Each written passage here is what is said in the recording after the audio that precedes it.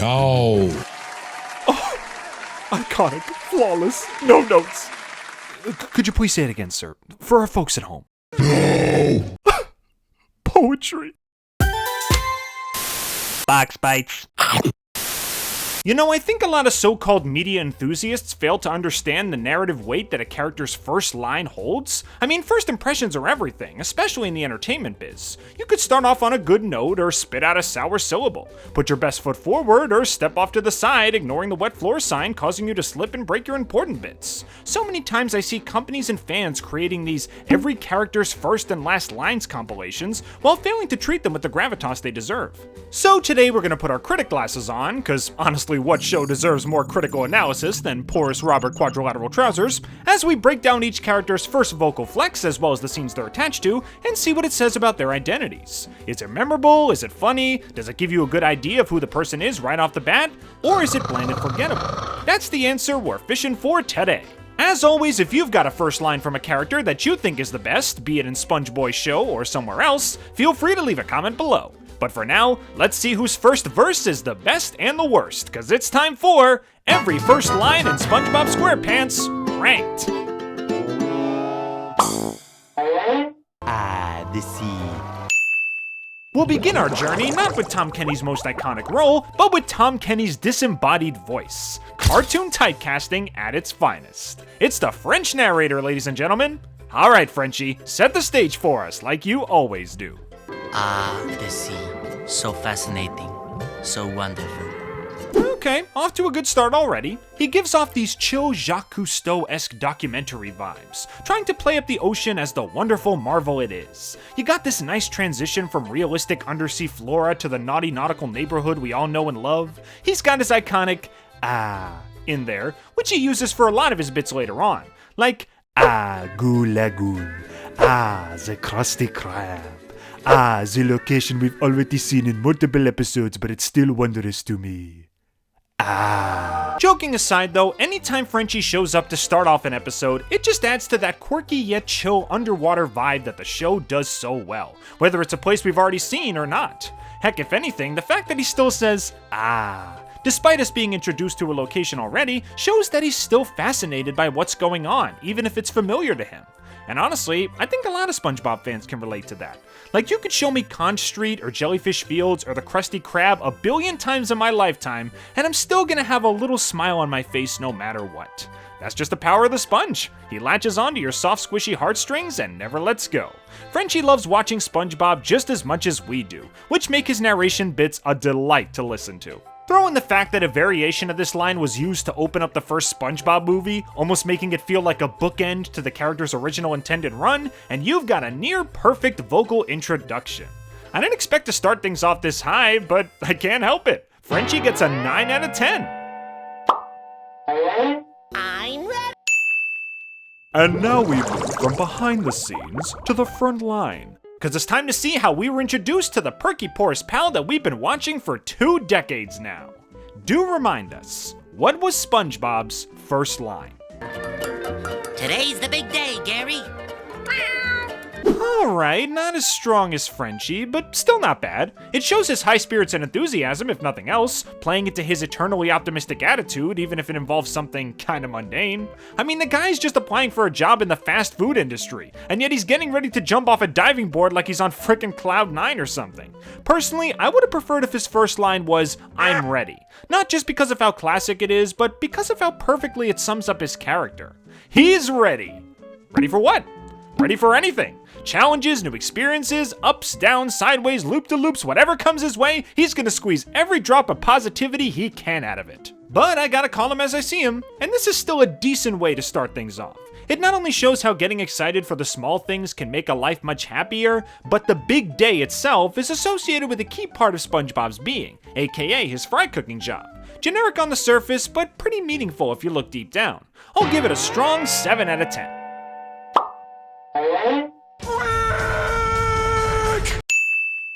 Okay, Patrick's turn.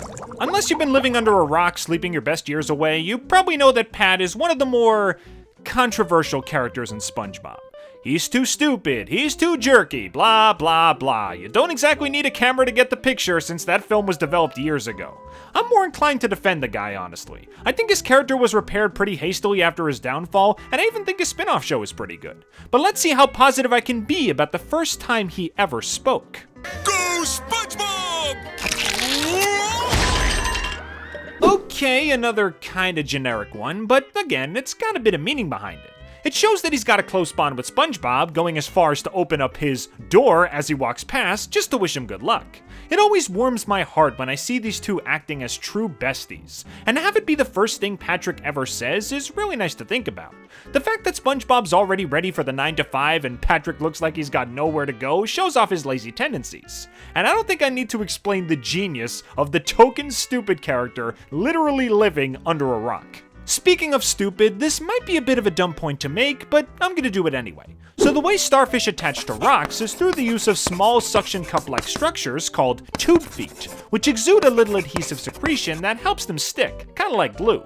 This is still a voluntary process, meaning the starfish actively need to grab onto something and stay on. So you could say that Patrick falling right off his rock and smashing into his den could either show off his laziness since he wasn't grabbing on hard enough, or his stupidity since he forgot to grab on after getting distracted by SpongeBob. Probably a bit of a stretch, but hey, Steven Hillenburg was always big on marine biology, so I wouldn't be surprised if he snuck in little tidbits like that. Anyway, for a guy who shoves everything into his mouth, the first thing to come out of it is pretty alright. Little basic, but still decent. 5 out of 10 from me, maybe 6. Hey, Squidward, why the long face? Oh yeah, genetics. Alright, Squidward's a pretty theatrical fellow, so surely a man of artistry would have a more unique first line we can really dig into. Right? Oh no, SpongeBob. Why do I even bother? Yeah, this one's about the same as Pat's first line. Simple, but kinda meaningful. It shows that Squidward is a grump thanks to his droll delivery, and his unenthusiastic acknowledgement of SpongeBob shows his less than stellar thoughts on our protag. The real noteworthy point for me, though, is what Squidward is doing during the line.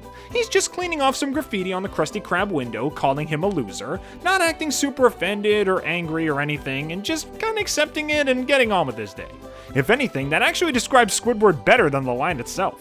He's got random people insulting him on the daily, but point of the matter is that the window is still dirty, and it's his job to clean it. So he's gotta face this hatred no matter what. Most of the time, life sucks and puts us down, but at the end of the day, we've all got a job to do, so we gotta pick ourselves up and move forward, hoping the universe will cut us a break. I personally always followed SpongeBob's mentality that a day is only as good as you make it, but a lot of folks are in pretty sucky situations in life with unfulfilled dreams, so I can understand why folks like them would relate to the dejected cephalopod. The line itself would probably only get a 6 from me, but the scenes surrounding it I'd say is enough to boost it up a few points, meaning it's joining Squidward's tentacle count at an 8 out of 10. Oh shoot. And just when I got done talking about biological accuracy. Oh well. 24! Okay, we've had Go SpongeBob, Oh No SpongeBob. What's next? Nice to meet you, SpongeBob? Ahoy there, SpongeBob? Are we gonna have to turn this video into a Mad Lib? Well, lad, it looks like you don't even have your sea legs. Oh, thank God, something new I can talk about. So, sea legs is actually a real term, referring to one's ability to adjust their sense of balance while on a boat. So basically, when a ship rocks back and forth, someone with sea legs will be able to maintain their balance without stumbling all over themselves. And SpongeBob didn't just stumble while boarding Krabs' metaphorical ship, he turned into SpongeBob Pinball Panic 5 years before it joined the Nick Arcade. Considering Krabs was a man of the Navy back in his day, the fact that he can use this term effectively already tells you a little bit about his past before it's actually shown. It also kinda shows that he's a good business owner, as it's clear that he won't just hire any Tom, Dick, or Robert off the side of the street. I mean, if this sponge can't even take 2 steps forward without devolving into quadrilateral chaos, what use would he be in any work position? And I think that's about it. We don't really get much indication of Krabs' other big traits, like his money lust, which is his biggest characteristic for most people, and the scene surrounding it doesn't really show much either. It's just him, SpongeBob, and Squidward talking, so I can't really give him any extra points there. 6 out of 10 sounds about right for this one, so that's what I'll give it. Mark. Okay, we're finally switching episodes to talk about Sandy. And before you ask, no, her constant grunting and straining while fighting the giant clam doesn't count as a line. This does, though. Take that, you soiled clam! Yeah, stick it to him! So yeah, this and the preceding fight already show that Sandy is tough as Texas nails and don't take no nonsense from ornery undersea threats. This is a massive chunk of her character, and the fact that she can not only lift this thing but plow it into the sand with enough force to bury it shows how strong she is. Heck, the fact that it takes as long as it does for her to finally say comprehensible words just shows how tough of a fight that was. Yeah, there are other aspects of her character that aren't really touched on, like her countryisms and her scientific mind, but similar to Mr. Krabs, it does at least feel appropriate to the character and tells you a bit about them. Also, even if it is a few lines later, I do gotta question the homemade soup bit. Homemade soup isn't ugly, it's actually pretty good, at least where I'm from. So does this really count as an insult? Does soup just really suck in Texas? Anyway, line's pretty decent, scene's pretty decent, 6 out of 10 is a decent score, so that's what it gets. It's only fitting that one of the show's best characters, voiced by one of its main writers, who is also the star of one of its best movies, would have a near flawless first line. Hear me, Krabs. When I discover your formula for Krabby Patties, I'll run you out of business. I literally have nothing to add here. It's all present. His cockiness, his determination, his angry diabolical tone hinting at years of antagonistic history, his booming deep voice despite his single-celled stature, and the fact that this line is directly followed by his iconic catchphrase, "I went to college." There is not a thing I would change about this scene or this line, except maybe having him steal the patty in a more creative way. I mean, the dude is a scientist who builds tons of creative gadgets to make off with the formula later on. And in this scene, he just kinda hops away with it. I mean, usually the simplest approach is the most effective one, but while this shows that he is conniving and sneaky, it doesn't really display his scientific prowess all that well. They saved that for the rest of the episode. Good things come in microscopic packages, and Plankton's been proving that since the first time he spoke up. 10 out of 10 for old Shelly Boy. Alright, that covers the majority of the big bikini bottomites, so let's do a bit of a lightning round for some other noteworthy characters and see what happens when they start flapping lips. Starting with... Thanks for the show, Dad. You know, while writing this script, I completely forgot what Pearl's first episode was. I mean, Squeaky Boots is awesome, but she only appears in the intro segment and doesn't really do much aside from unwrap the boots and then cry about it.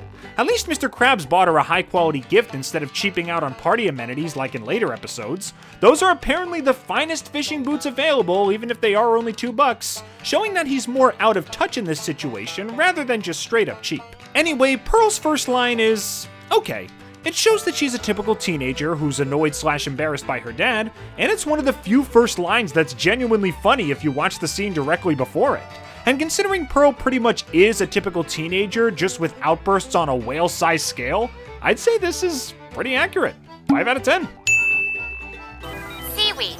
50% sea, 50% weed. I hate to do this to Karen, but technically speaking, her first line is in her husband's title episode, and it's nothing more than just reading off the components of a piece of freaking kelp.